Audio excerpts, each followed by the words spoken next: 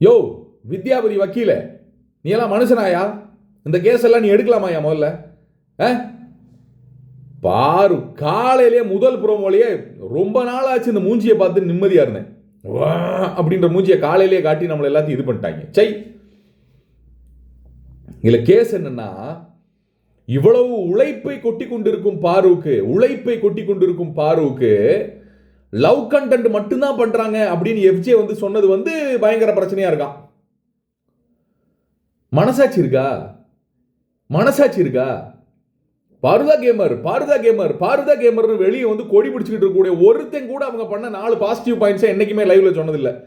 முடிஞ்சா கமெண்ட்ல 4 positive points போடுங்க. பாருடைய சப்போர்ட்டர்ஸோ பாருடைய பிஆரோ யாரா இருந்தாலும் பாரு இந்த கேமுக்காக பண்ணியிருக்கக்கூடிய 4 பாசிட்டிவான விஷயங்களை போடுங்க. இந்த கேமுக்காக உழைச்சிருக்காங்க அப்படின்னு.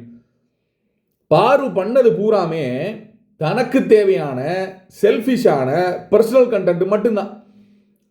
எஃப்ஜேக்கு ஆதரவா வந்து சபரி வந்து இங்க என்ன ஒரு பாயிண்ட் வைக்கிறார் அப்படின்னு பாத்தீங்கன்னா, இந்த வீட்டுக்குள்ள சண்டை போட்டு மட்டும்தான் நீ கண்டென்ட் பண்ண அப்படின்றத அவர் சொன்னாரே தவிர, லவ் கண்டென்ட் மட்டும்தான் பண்ணன்னு ஒரு சின்ன ஜாடிக்குள்ள அடைக்கிறதுக்கு விரும்பல அப்படின்ற மாதிரி சொல்ல விரும்புறாரு நினைக்கிறேன். பார்ப்போம் என்னன்னு. லவ் கண்டென்ட் பண்றதானே போன 3 வாரமா காதல் மட்டும் தானே ஓடிட்டு இருக்கு. காமு மாமா தடவு மாமா காமு மாமா, இல்ல ஹிந்தி வேற, இப்படித்தானே போயிட்டு இருக்கு.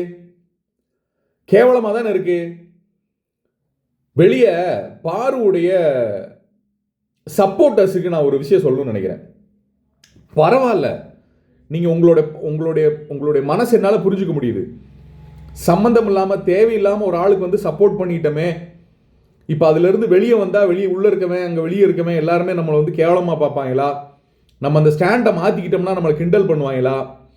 நம்ம வந்து எப்படி ஒரு தடவை சப்போர்ட் பண்ணிட்டோம் கடைசி வரைக்கும் உங்களுக்கு எப்படியா முட்டு கொடுக்கணுமே அப்படின்லாம் நீங்க நினைக்க தேவையில்லை. ஒரு தவறான ஆளை வந்து நம்ம செலக்ட் பண்றது, ஒரு தவறான ஆளை இவங்க நல்லவங்க அப்படின்னு நினைச்சு வந்து நம்ம செலக்ட் பண்றது வந்து வாழ்க்கையில எல்லா இடத்துலையும் நடக்கக்கூடிய விஷயம் தான்.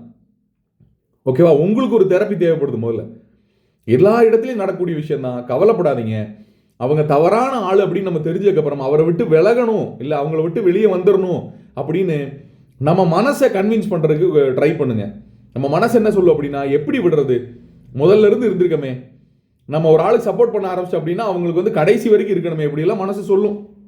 ஆனால் அவங்க கன்றாவியான விளையாடுறாங்க, லவ் கண்டென்ட் கன்றாவியாக கொடுக்குறாங்க, சண்டை போட்டு மட்டும்தான் உள்ள இருந்திருக்காங்க அப்படின்ற உண்மையெல்லாம் உங்க மனசு ஏற்க மறுக்குது அப்படின்னா திருப்பி நீங்க உங்க மனசுட்டு பேசுங்க. புரியுதா? உங்களை யாரும் ஒன்றும் தவறா சொல்ல, நீங்க எல்லாருமே நல்ல மனிதர்கள் தான்.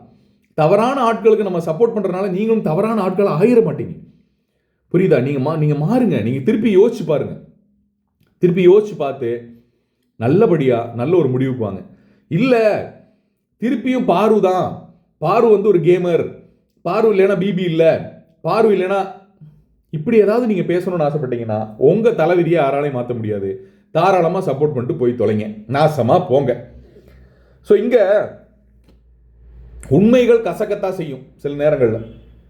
ஓகே, பாரு அவர்கள் லவ் கண்டென்ட் அப்படின்ற ஒரு விஷயத்தை பண்ணி ரொம்ப கேவலமான ஒரு கண்டென்ட் கொடுத்துக்கிட்டு இருக்காங்க அப்படின்றது உண்மை, நிதர்சனமான உண்மை. அது பார்க்க முடியல, சகிக்கல.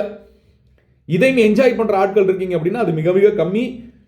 அது 100க்கு வந்து ஒரு 10 பேர் இருக்கிற வாய்ப்பு இருக்கு. அதுவும் பாரு மாதிரியே தன்னை வந்து கனெக்ட் பண்ணிக்கக்கூடிய ஆட்கள். பாருடைய அசைவுல, பாருடைய டான்ஸ்ல பாரு டான்ஸ் ஆடும்ல, அந்த டான்ஸ்ல கூட வந்து பாத்தீங்கன்னா அவங்கள வந்து கனெக்ட் பண்ணிக்கக்கூடிய ஆட்களுக்கு மட்டும்தான் அப்படி இருக்க முடியும். அவங்களுடைய வாய்ஸ், அவங்களுடைய அழகான பாடல், அவங்க வந்து ரொமான்டிக்கா பார்க்குற ஒரு லுக் இருக்குல்ல அப்படின்னு, அந்த ரொமான்டிக் லுக்கு எல்லாத்துலேயுமே தன்னை கனெக்ட் பண்ணிக்கிற ஆட்களுக்கு வந்து பார்வை சப்போர்ட் பண்ணாமல் இருக்க முடியாது. அது கண்டிப்பாக எனக்கு புரியுது. அது பிரச்சனையே இல்லை. சப்போர்ட் பண்ணுங்க, சப்போர்ட் பண்ணுங்க, சப்போர்ட் பண்ணுங்க. என்ன நடக்கும்? திவ்யாவா திருப்பி உட்காந்துருக்கு ஜட்ஜா. அப்ப இன்னைக்கு 4 பாயிண்ட் நச்சுன்னு எதிர்பார்க்கிறேன். பொறுத்திருந்து பார்ப்போம் என்ன நடக்குது அப்படிங்கிறத. எஃப்ஜே, வெக்கமா இல்லை உனக்கு? கொஞ்சம் கூட அபாண்டமா தெரியல? என் கட்சிக்காரர் மேல தெரியல. என்னடா பொசுக்குன்னு எப்படி சொல்லிவிட்ட?